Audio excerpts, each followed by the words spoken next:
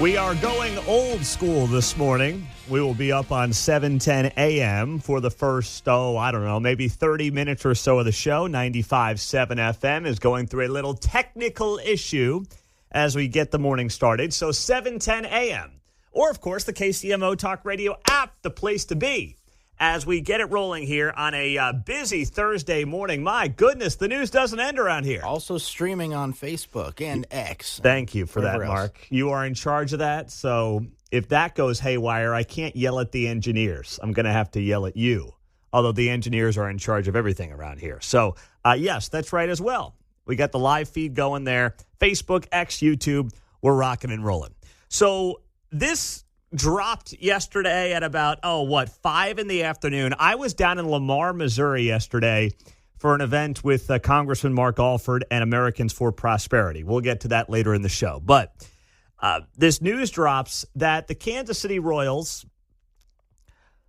and not even the Royals themselves, that's an unfair way to say it, but a Royals affiliate this month bought a large loan backed by Overland Park's Asperia campus, which, of course, is potentially a target location for a team stadium. That's the old Spring campus. This came from the Kansas City Business Journal. And they write here, property owner Occidental Management, Inc. told investors the transaction happened without its knowledge or support, potentially teeing up complications for future stadium plans. The Royals, in a statement, said they continue to explore all options for a new stadium in the community. A spokesperson said the team has not yet decided on a site and that any assertion to the contrary is inaccurate. So that came from the Royals after the statement in the Kansas City Business Journal. So I didn't see this till about 7 o'clock. I look at my phone after getting done with Alford, and I'm like, whoa, something happened here. Got to catch up. I read the Royal statement, I read the Kansas City Business Journal statement, and I'm like, okay, let's start making some phone calls. Luckily, I had an hour and a half, really like a 2-hour drive home from Old Lamar to make some calls, John. Well, I noticed I was fishing through the website, so you didn't catch it late. It kind of broke late, if you will. So, yeah, this came down at 5 o'clock in the afternoon yesterday. Yeah, right. From the Royals. Mm-hmm. Had the news on the TV, and I didn't quite catch it then, but I saw it on the website. Yes. So I start fishing around a little bit, and I'm like, all right, what's going on here? Does this have anything to do with the Royals wanting to move to that location? Now, remember, we just had the big announcement that this financial tech firm, Fiserv, is moving to the Spring campus. The Spring campus is a large location that could theoretically hold the Was Royals. It Operation Turtle? Yeah, yes. They could hold Fiserv and the Kansas City Royals. Theoretically, that is possible. If you want to talk about ingress and egress of getting down to 119th and Null with a 2,000-person Fiserv operation and a baseball stadium, please blow my brains out now. That sounds terrible, but we'll set that aside. The bigger question was this. Does this have anything to do with where the Royals want to play baseball? And the conclusion in the people that I talked to was no. This was more of a business decision than anything else. This was an investment opportunity. This was a $232 million J.P. Morgan Chase loan secured by the 207-acre former Spring campus, sold on May 9th for roughly $164 million. This is according to the most recent loan service report from KeyBank. So this was more of a buying opportunity than it was like, we're going to buy this mortgage because we're going to be playing baseball there pretty soon. In fact, I can tell you in talking to people that when this news broke yesterday from the Kansas City Business Journal, the Royals and their lobbyists were scurrying around trying to get a hold of the Missouri governor and the legislature to say, this is not what you think it is. There was a fire drill of sorts going on where the Royals and their lobbyists were out there suddenly saying, boy, we got to nip this thing in the bud, because they did not want the Missouri legislature to perceive this as some type of leaked deal that they set up to basically try to squeeze Missouri ahead of their special session that begins on Monday. That was not the intended goal here. This thing just leaked because guess what? There are lawyers involved, there are financial people involved, and somebody got a hold in that world of the Kansas City Business Journal. Memorial Day party. Yeah, exactly. Anything like that could come up where people are saying, hey, did you know this was happening? Oh, I didn't know that was happening. Oh, okay. Well, you know what? The Kansas City Business Journal is going to report it. Because my first instinct was like, oh, the Royals definitely leaked this news to try to put the screws to Missouri. But then when I talked to people who were actually having conversations with those on the inside yesterday, it was like, no, this was not part of any grandiose plan. This is just awful timing and really bad luck for the Royals that this news comes out days before Missouri is set to have a special session to talk about potentially state funding for both of these teams in Kansas City. It is just awful timing. And I got to say, some of this has been self-inflicted, but the Royals have also been the victim of really bad timing, not all of which they can control on their end. Some of this has just been bad luck. Now, they're the ones who, of course, chose, or at least one of their affiliates or adjacent companies and holdings chose to invest in this specific location, which somebody should have known if they really didn't want to be there, would have sent off some fire alarms, and eventually people would have found out about it. But either way, this is just right now, with Missouri set to begin its special session here coming up pretty soon, this is not the news that the Royals wanted out there. Because Missouri, if you want to tick off Missouri, this is one heck of a way to do it. And that's why their lobbyists were scurrying last night, trying to get a hold of key lawmakers saying, this is not what you guys think it is. We promise you, we want to be in Missouri. We want to be downtown. We want to stay on this side of the state line. Don't read into this. That was their message last night to key lawmakers down in Jeff City with the special session set to begin coming up in just a few days. So that's where this is all at right now. Does it mean that radio hosts down the dial were right about Spring Campus being the future home of the Kansas City Royals? Goodness gracious, no. No, not at all. It does not mean that other radio hosts who claim that they were dotting the I's and crossing the T's on moving to Spring Campus are going to turn out to be right. They were still wrong because that was in no way true, that report from other radio hosts. No, it doesn't prove them right. Because they said that the deal was basically done at Spring Campus, and it's not even close to being done.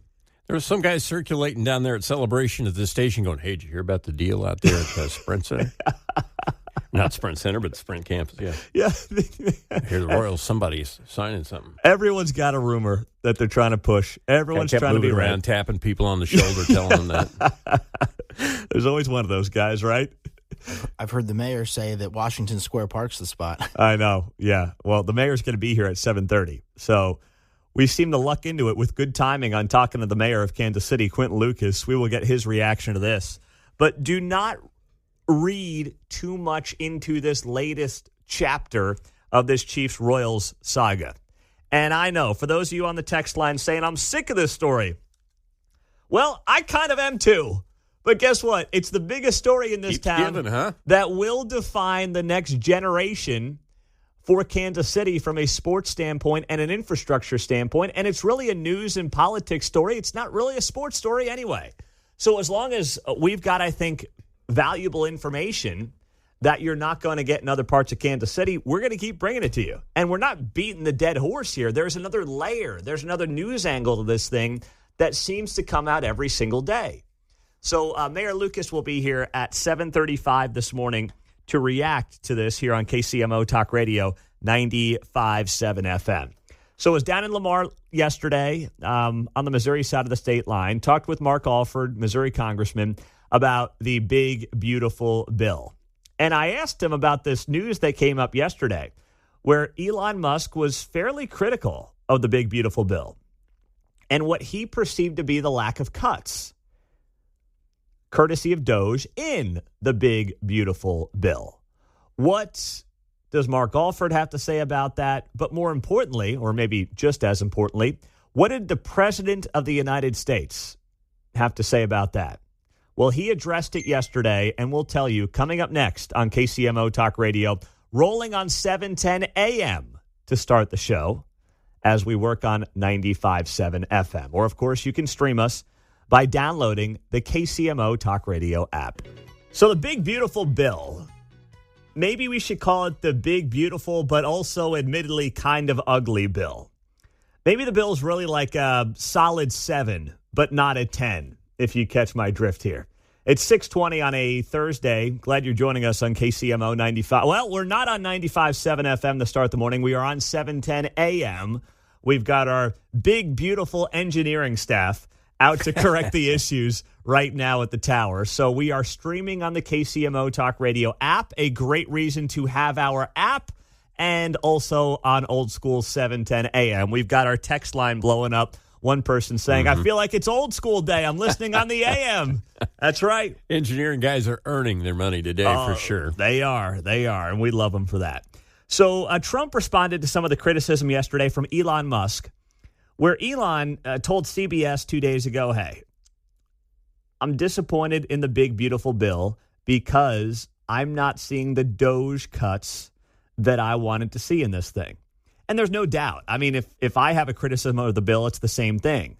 It doesn't do enough cutting. You got to keep the cuts coming. The issue is they're not whacking enough. Thank you, Mr. Wonderful. They are not whacking enough. And they did not whack enough.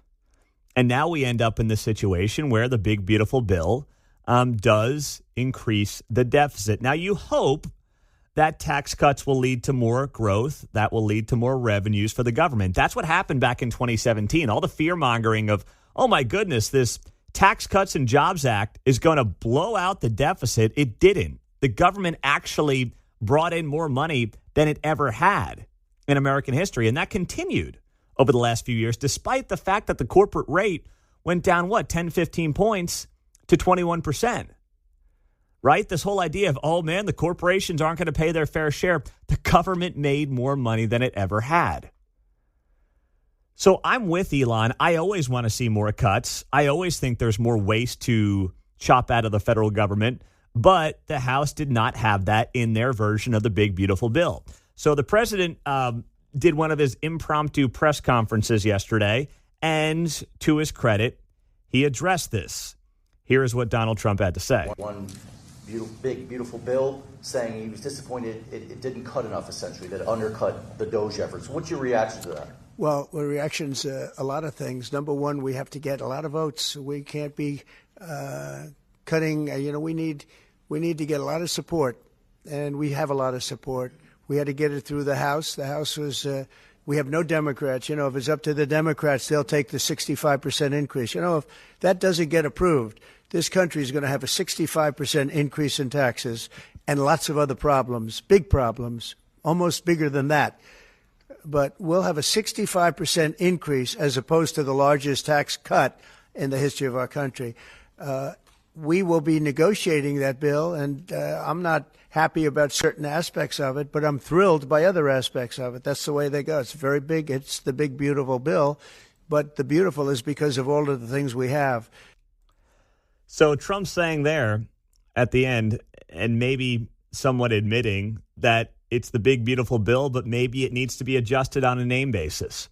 I mean, I don't want to go any longer than the big, beautiful bill, but he's admitting every part of the bill may not be as beautiful as other parts of the bill. And that's to be expected. It is Congress, after all. I mean, asking them to do anything that's all that beautiful probably isn't fair. I don't think they've done anything beautiful in my lifetime. I can't speak to yours, but I can't think of that one thing in my lifetime that has truly been beautiful. Rarely are bills beautiful coming out of Congress. But to Trump's point, we've got a very slim majority here. That vote last week was 215 to 214. And you don't have a lot of margin for error. Everybody's going to want something. Everybody can theoretically call themselves the deciding vote on this. So it's never going to be as beautiful as the big, beautiful bill name would suggest that it is. Now, I was with Mark Alford, one of our Missouri congressmen, of course, former Fox 4 anchor here in town last night in Lamar, Missouri. We were down there for an event with Americans for Prosperity, and I asked him about this criticism from Elon. And what he noted here is that a lot of the cuts Doge is doing do not need congressional approval. They can be done through executive powers, and they don't have to be part of a big, beautiful bill. There are just cuts that can be made from Doge, recommended to the executive branch, and they can do it themselves. Now, of course, the downside of that is if you get a Democrat back in the White House, they can jam all that spending back in, right? Like, that is a downside. I asked him about it. And then he alluded to this. He said, we have to do what we can realistically get done and get passed right now. We've got to make sure we hold the House in 2026. And if we can possibly grow some margins, especially in the House in 2026, then you can start making some of these cuts permanent through Congress. But basically, he said, we just don't have the bodies right now. We don't have the votes to do a lot of this stuff that Doge would ideally want us to do. But we're trying to give the executive branch as much leeway as it can to cut what it legally can and get this stuff out of the budget without having to include it in a big, beautiful bill or any kind of package through Congress, because we don't think we can get it to pass. And if we could possibly grow our majorities coming up here in the next year and a half or so, then we've got a little more room to work with. So that was what Mark Alford was alluding to yesterday. I don't think he's wrong. I get what he's saying there. I understand that you got to be realistic, and I never want to let perfect be the enemy of good. But, as someone who is really excited, and I know many of you were as well, really excited to see Doge get to work and see them just expose so much of the wasteful spending that Republicans have talked a big game about. I mean, for basically my entire adult voting life, going back to Obama's first term, Republicans were always like, if we get power, don't you worry, we are going to take down this deficit. Oh, man, we're going to turn this thing around. And then they get some power, and it's like, yeah, about that.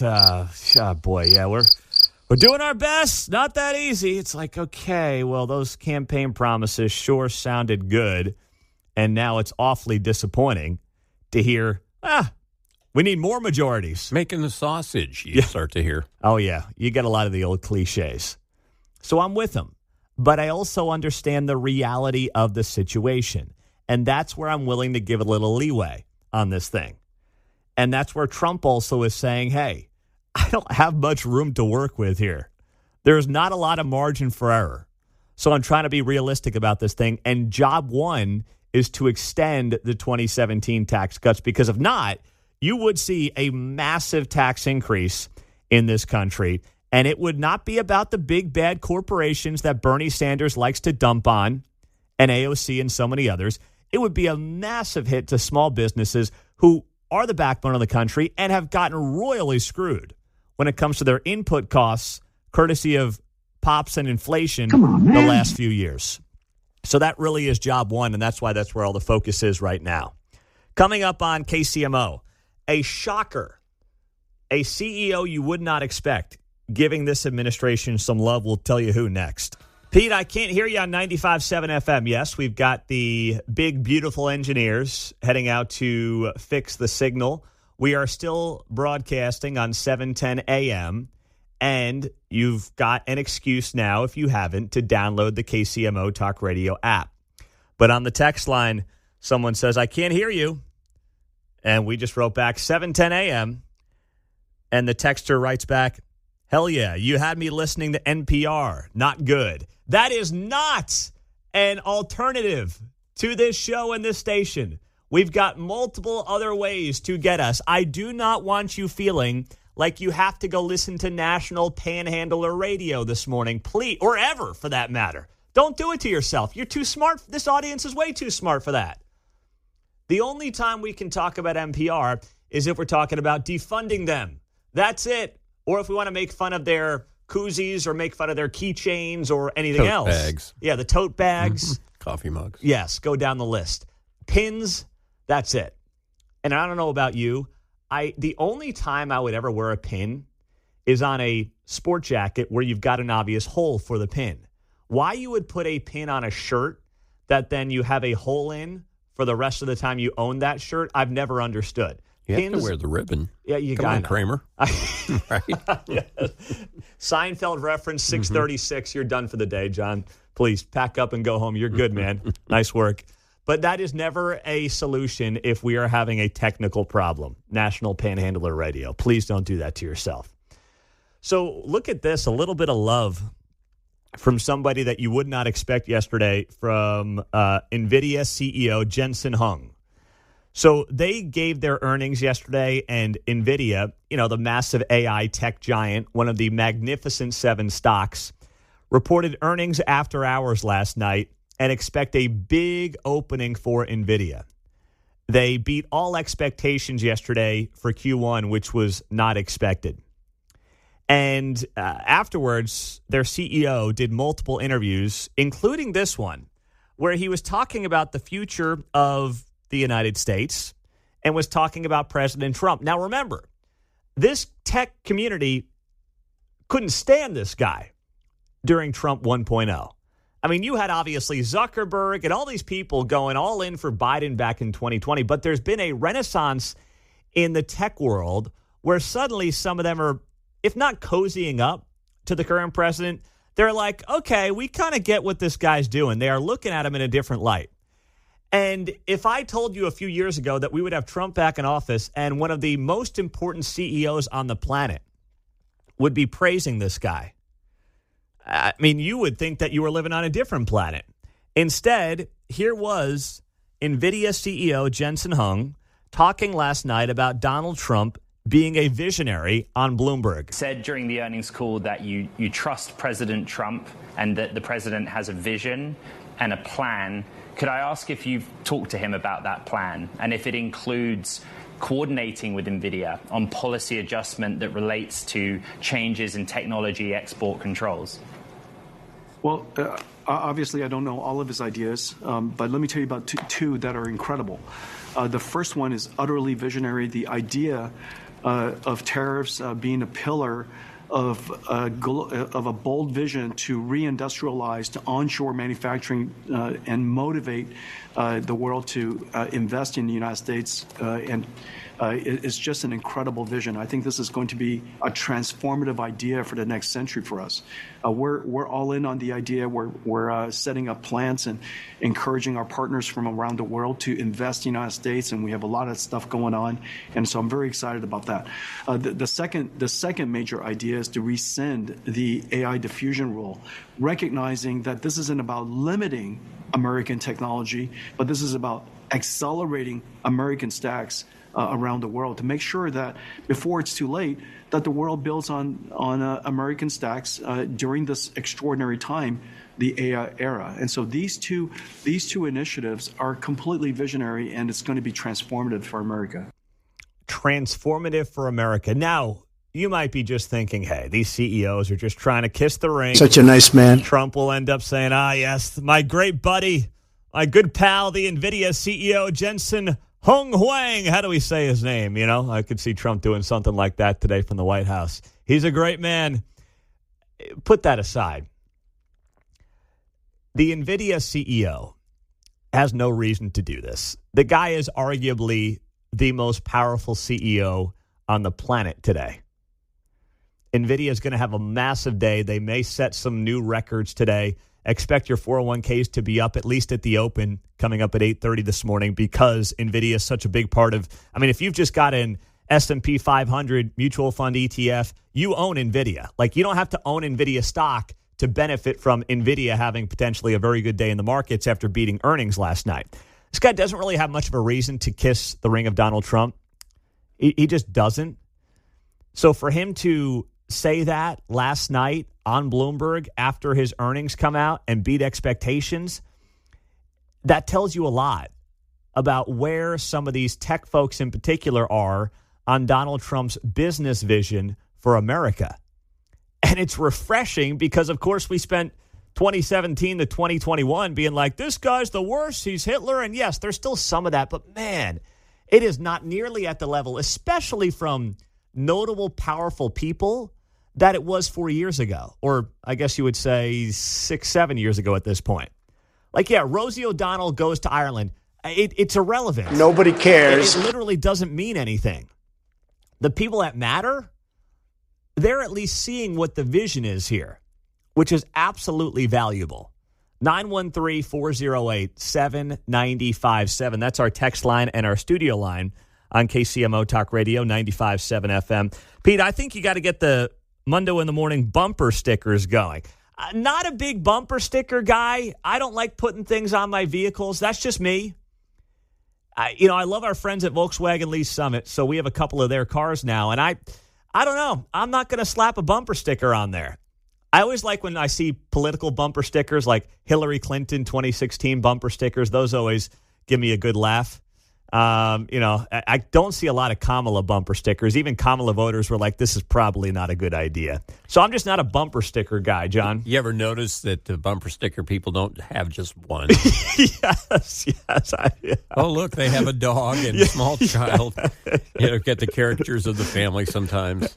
And there are are a variety of things about peace. And yes, I was going to say there are certain voters, too, who prefer bumper stickers. Bernie Sanders voters love their bumper stickers. Yeah. Right?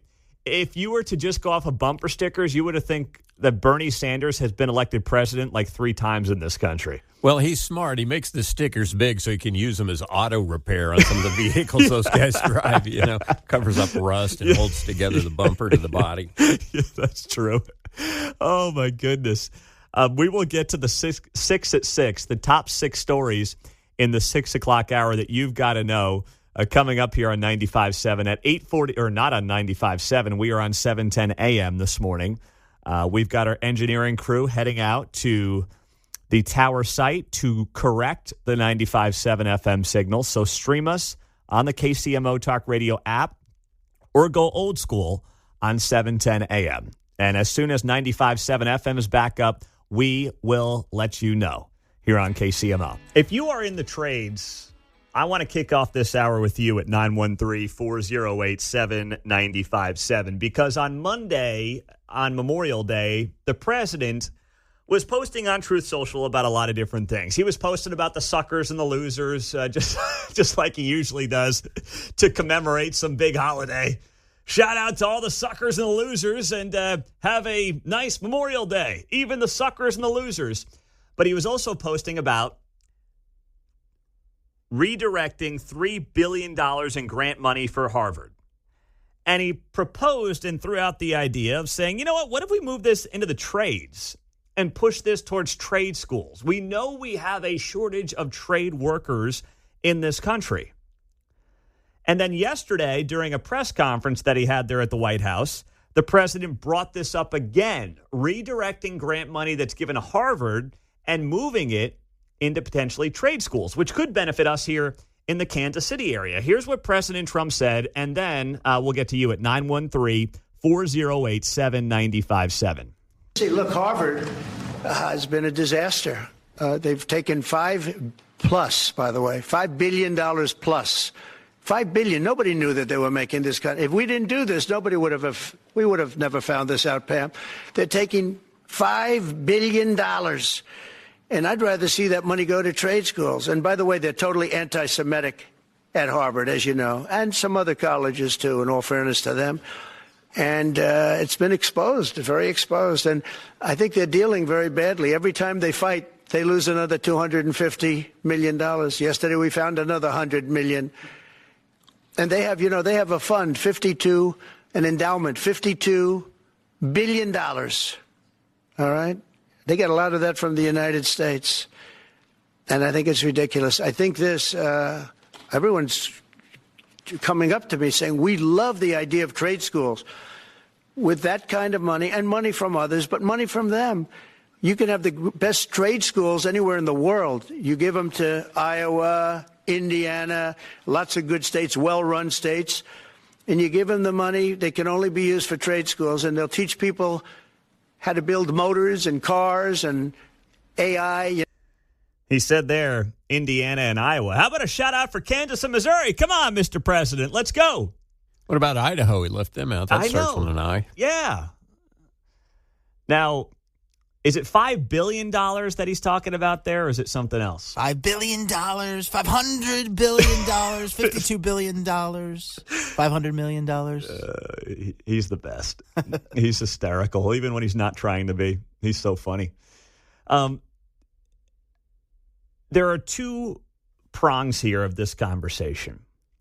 Prong one is, yes, we have a shortage in trade workers.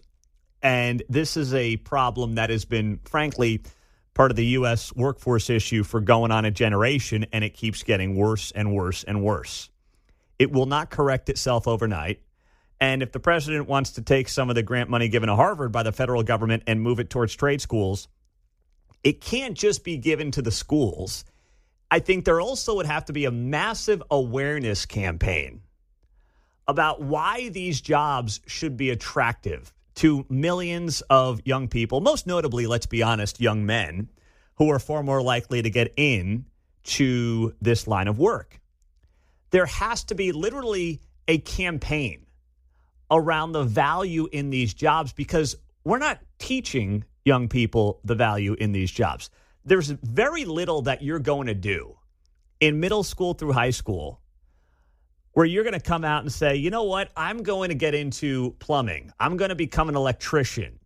I'm going to get into a trade, welding, whatever it might be, because of things I did between the ages of 12 and 17 that made that job appealing. I mean, unless that's like in your family, let's be honest, how are you going to even know that that is something that you want to do and that you have an aptitude for?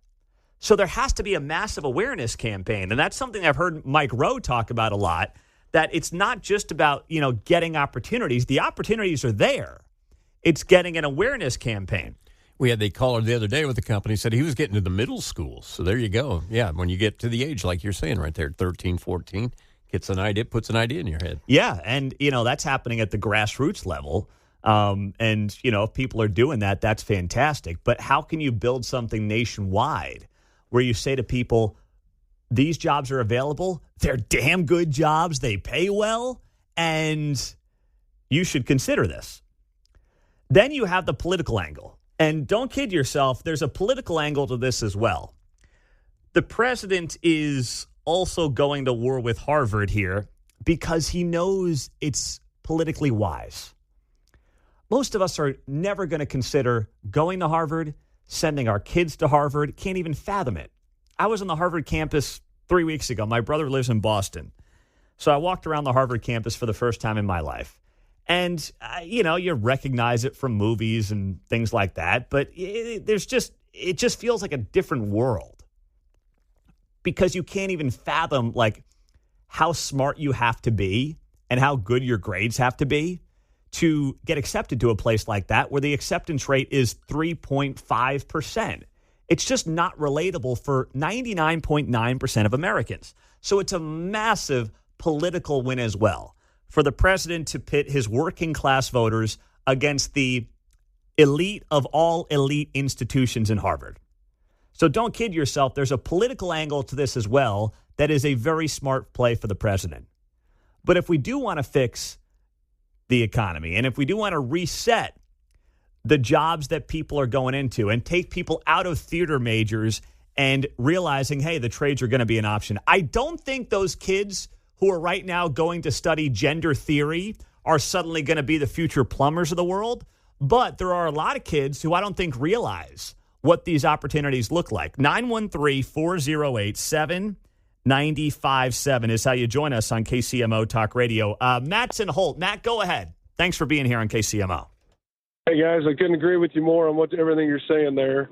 I think the open borders and stuff, honestly, is part of the Democratic strategy to get people out of the trades or get, cheaper trades in. I think, like you were saying, I think shop class that's not in class at schools anymore would be great to bring back. Maybe even have like an actual trades class where they learn several different things during the course of a semester. Let me ask you, Matt, you're in the plumbing business. How hard is it for you to find a young plumber, and what's that process like compared to maybe what it was like 10, 15, 20 years ago? Extremely difficult. I actually have tried to start at a young age and get kids that are actually still in high school to work for me on weekends and stuff like that. I've had couple that decided that it was a little too hard to work for them and moved on. And I've had others that, I'm a small company. I couldn't necessarily guarantee them 40 hours at that moment. So they moved on, and they're the best employee at other places that I know of. What are you paying these high schoolers to work on the weekends, out of curiosity? I'm glad you asked that. I have a 18-year-old that literally graduated last weekend making $28 an hour. Hey, man, that's great. He's graduated high school. You're paying him $28 an hour.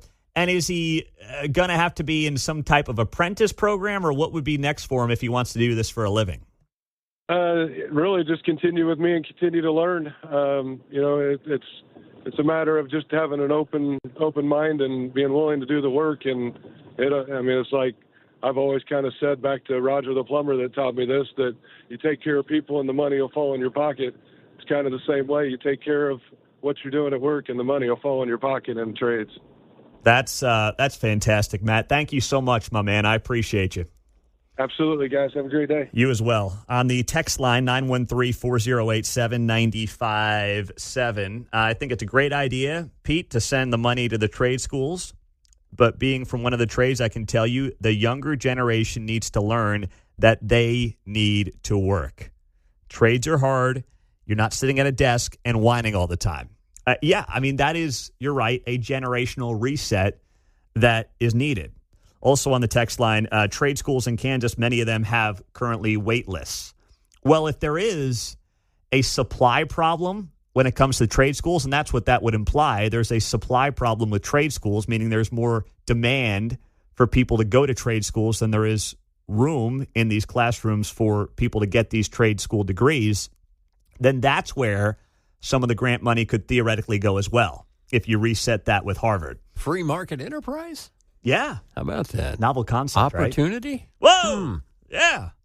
But let's complain about how I've got $100,000 in debt on my gender theory degree, and I can't pay the loan back, and Trump's a bad man for not bailing out my student loan debt. Let's do that. I can't open a trade school. Where would I find floor space? Said no one, right? Yeah, plenty of floor space around. Driving down to Lamar, I can tell you that, on 71 Highway, they are pitching far and wide for commercially available property that you can rent out right now. 913-408-7957 is our studio line and our text line on KCMO Talk Radio 95.7 FM. And we're always streaming, of course, on the KCMO Talk Radio app. One of the all-time hacks in national media is somebody who is making all the rounds on a lot of the big national shows. And I don't blame him, because he's laughing all the way to the bank. Let's be very clear about this. He's not doing some, great justice for journalism thing here. He's just making a ton of money while doing it and laughing all the way to the bank. And he's allowed to do that. This is America. But it's hysterical when I listen to some of these clips from these shows that Jake Tapper has been on of CNN. Of course, he's got the new book out titled Original Sin that is about basically the cover-up of Joe Biden's awful physical and mental health decline while in office. And yesterday, he was on with Stephen A. Smith, and he asked him point blank, hey, did you just write this book for the money? And listen to Jake Tapper stumble his way through this one. In terms of the left, it's a money grab. I mean, that's not the case. It's not, this is, I don't want to get into where my money comes from, but CNN is my main job, and that's where my main source of income by far. Very few people write books to make money. You write a book because you want to say something, you want to have a legacy, you want to uncover something, you have a message you want to get out there. I don't think people write books about Joe Biden to make money. We are gratified that people are buying this book. That's a good point. But I don't think, the idea that I would do this for money is it's silly and not true. Oh, goodness gracious, Jake. FFS is what I want to say. Mark, I don't want you to hit the dump button, but look up the acronym FFS. For somebody's sake. Jeez, goodness gracious, Jake. You got to be kidding me. The idea that anyone writes about Joe Biden to make money. The guy, I know. He was a huckster for 50 years. living off the taxpayer. But trust me, there is a lot of money to make here, Jake. Stop acting like this is some great public service you're doing on behalf of the American people. Come on, man. Taking one for the team, isn't he? Exactly. That's kind of how he portrayed himself. Oh, yeah. I'm just doing my service as a capital J journalist. I don't want to get into where my money comes from. I work at CNN. That's the bulk of my income, which, by the way, that's, that could be ending pretty soon. You still poor, broke, busted, and disgusted.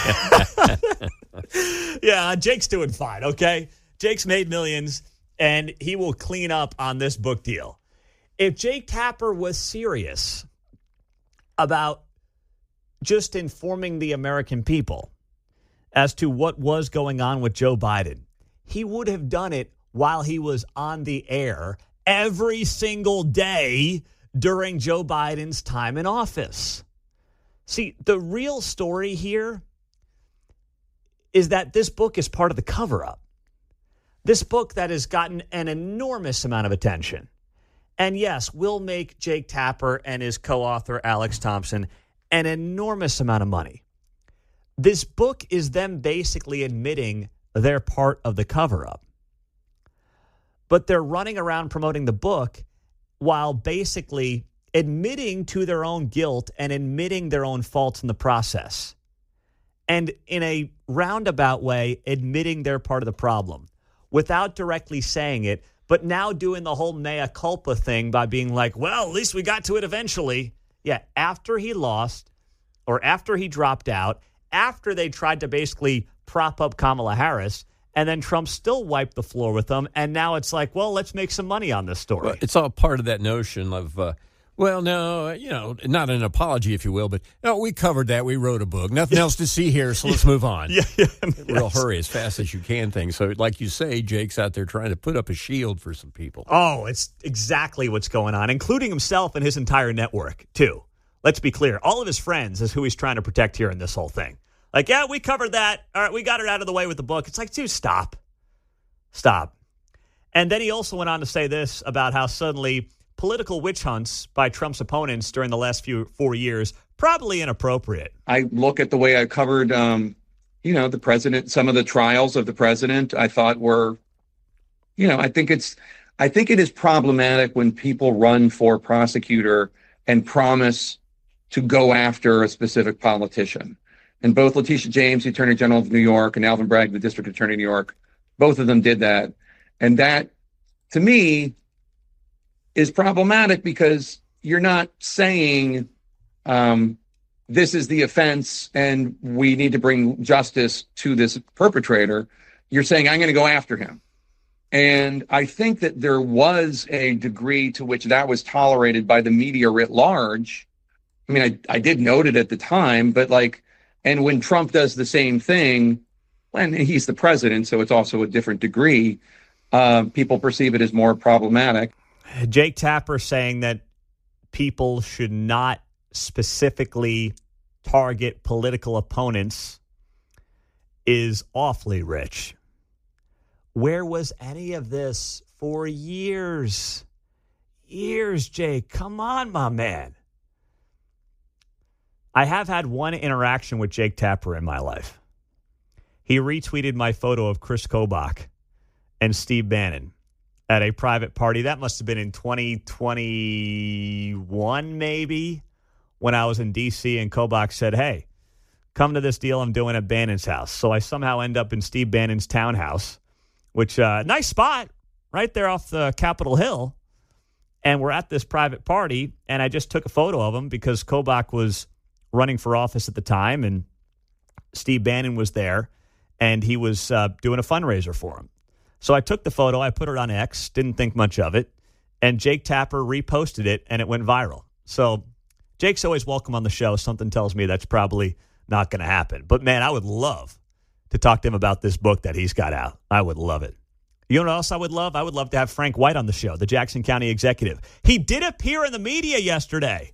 I know. Talk about a bombshell. We'll tell you why and what he said next. Frank White was out and about yesterday. I know it was an absolute shocker. And by the way, we've got Cody Johnson tickets coming up in 10 minutes on KCMO Talk Radio 95.7 FM. So the Jackson County executive was out and about. And Interestingly, I don't know what was going on here, but there was an event yesterday at UMKC to celebrate them as an R1 research designation. So UMC reaching the premier R1 research status is, as Mark Alford noted on X, an excellent accomplishment for our region. He says here this helps with national security and defense research, something that we're always fighting for in D.C. And I'm looking at who's there, and I see Mayor Lucas there. I see Frank White there. And Mark Alford is there. Emmanuel Cleaver's nowhere to be found. You mustard moo. I don't know what's going on. This is not Mark Alford's district. But you've got Lucas, you've got White, and Cleaver's nowhere to be found. I mean, Mark Alford will do a great job. I was with him then last night in Lamar. We had a great time down there with Americans for Prosperity. But I just think that's interesting that Alford's there, Lucas, and White, but the congressman for the district, Emmanuel Cleaver, is nowhere to be found. So anyway, no one really sees Frank White anymore unless you're heckling him out at a Monarchs game. So seeing Frank White in the flesh is a big deal. The media was able to spend a few minutes with him, television media, and naturally, they asked him about the Royals and the future of the ball teams and where exactly he stands from a Jackson County perspective. Here is Fox 4's Jonathan Ketz getting the report. Jackson County Executive Frank White said he could not speak for the state when it comes to something like the special session next week. For the county, you know what we've done for the teams over all these years, and we still our plan is still to get a deal that makes sense for both Jackson County and both teams, and we hope to keep both teams in Jackson County. One person who did not support this stadium package during the final week of the legislative session was Republican State Senator Joe Nicola from Eastern Jackson County. He did tell us that he thinks the teams are important to the county, though. More importantly, it's our property taxes. And that's what I'm fighting for, and we need to have some property tax relief. Nicola says he wants that before he'd support the stadium bill. So that is setting up the stage, and that's courtesy of Fox 4's Jonathan Ketz, who does a great job. That is setting the stage for this special session starting next week in Jefferson City to kind of be Missouri's big, beautiful bill. What I expect to happen here is this special session to not be a standalone bill for Royals and Chiefs funding. I expect it to be part of a big, beautiful, but also fairly ugly bill that will and may include Chiefs and Royals funding, the $500 million in infrastructure funding that got tabled at the end of session. That is for a cancer research center in Columbia. You've got crime labs. You've got libraries. You've got to give wins to state lawmakers outside of Kansas City if you're then going to ask them to vote yes on funding for sports teams. You have no choice if you're Governor Mike Kehoe. So I expect that to be on the table. And then you're also going to have likely tornado relief for St. Louis after their tornadoes 2 weeks ago tomorrow. It's screwed up. I'm not going to lie. I mean, it's totally screwed up. But you don't want to be the representative that's perceived as not voting for tornado relief when you have a right to be ticked off if it's also tied to Chiefs funding and Royals funding. But you're going to look like the guy or gal who's like, I'm not voting for tornado relief. That's how they're going to brand you, even though you'll be like, hey, I'm not voting for this because you've thrown a bunch of other crap in there that I don't agree with. Welcome to politics. Welcome to the dirty side of politics, potentially, in Missouri, coming up next week. Now, the backdrop, of course, to all this is some of the breaking news that came down yesterday, where you had the Kansas City Business Journal dropping this report that the Royals found themselves completely playing defense on and trying to figure out some type of damage control. The Kansas City Business Journal reported that a Royals affiliate bought mortgage loan backed by Overland Park campus, which came to the owner's surprise. A Royals affiliate bought a large loan backed by the Overland Park Asperias campus, potentially a target for a team stadium. Property owner Occidental Management Inc. told investors the transaction happened without its knowledge or support, potentially teeing up complications for future stadium plans. So the Royals put out a statement on this yesterday. And the Royal statement, if you missed it, read as follows. The Royals continue to explore all options throughout our community to develop a new stadium for the team. We have not yet decided on a site, and any assertion to the contrary is inaccurate. This does not mean that old Basset Hound Bob down the aisle was right about anything. So Sam Mellinger, who is a communications VP for the Royals, put out the statement. And it's hilarious because the first response under the statement, which got obviously a lot of traction in town yesterday, was from some guy who tagged me. And he says, Pete, does this mean that Basset Hound Bob was at least partially right? No, he was not partially right about anything. Of course, he's the one who said down the dial, a month ago, that the Royals were going to spring campus and they just had to dot the I's and cross the T's. This is not like redemption for him at all. Oh. I was waiting for that, Mark. Thank you. Yes. Thank you. The old Basset Hound. I mean, I'm sorry. If you give yourself the nickname of Bulldog Bob, we're going to make fun of you. I'm sorry. We're going to do it. And we're going to call you a Basset Hound because, according to my research, courtesy of AI and ChatGPT, Basset Hounds are one of the dumbest dogs out there.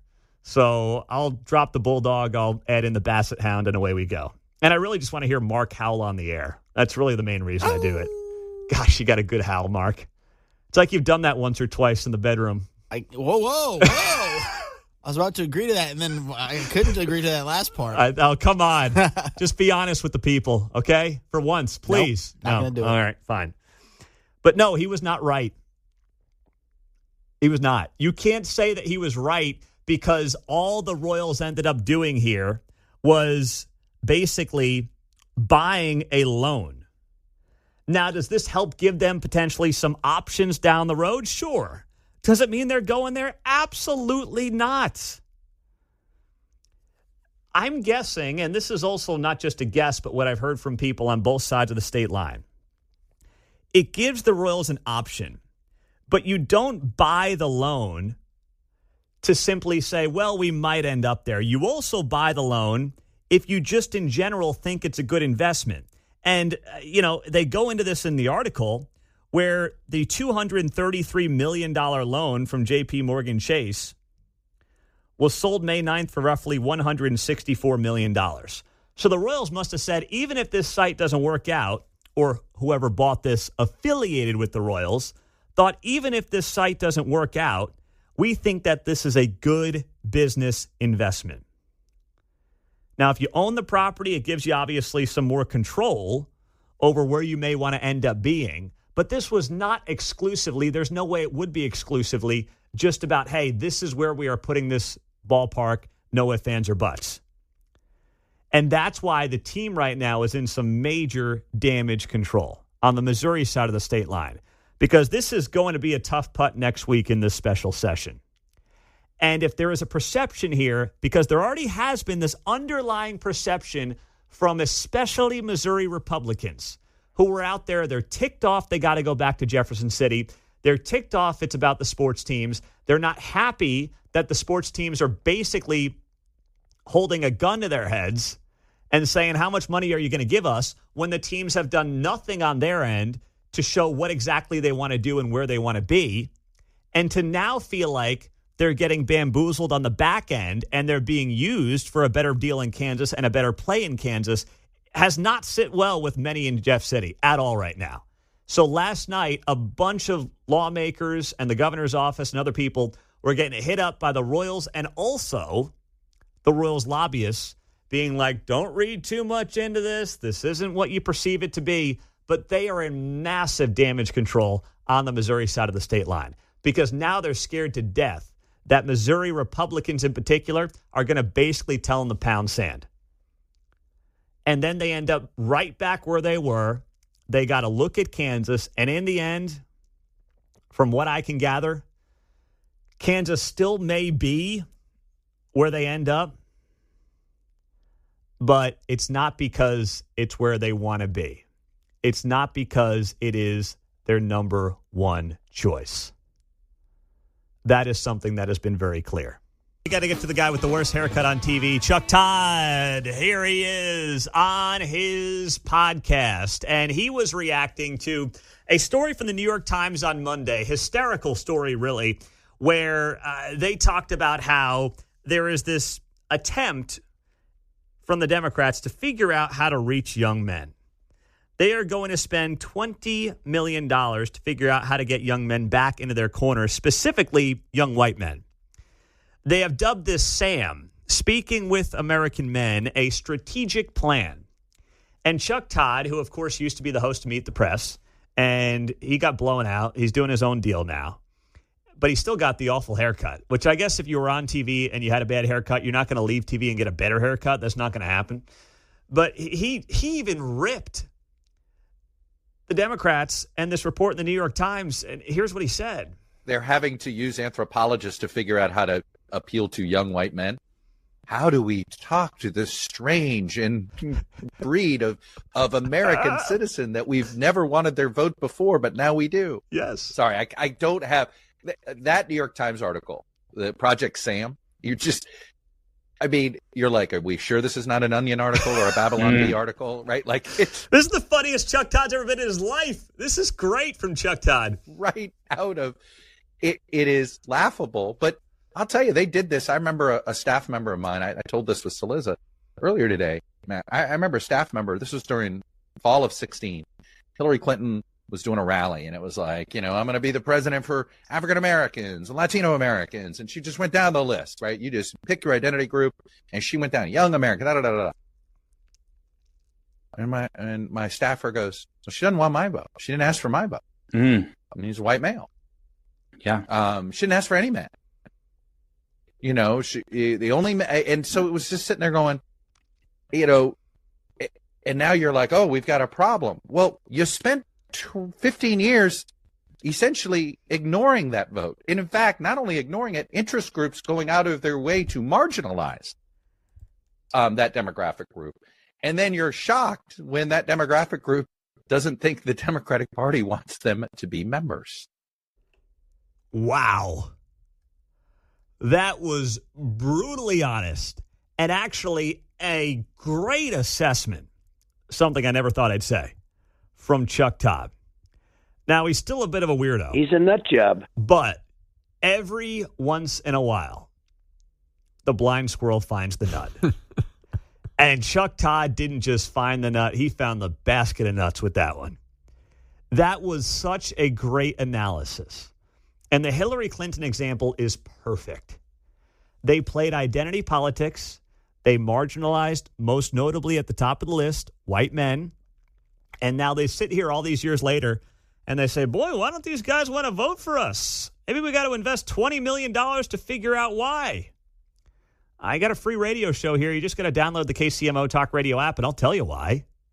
Not difficult. You don't need 20 mil. If you want to pay me 20 mil, I'll do it for you. I'll show up and tell you whatever you want to hear. But, man, this is just an excellent analysis. And they're not going to get it back by just promoting their cause to video gamers. It is going to take them years to reverse this trend. And that is, frankly, a good thing for the Republican side of the aisle.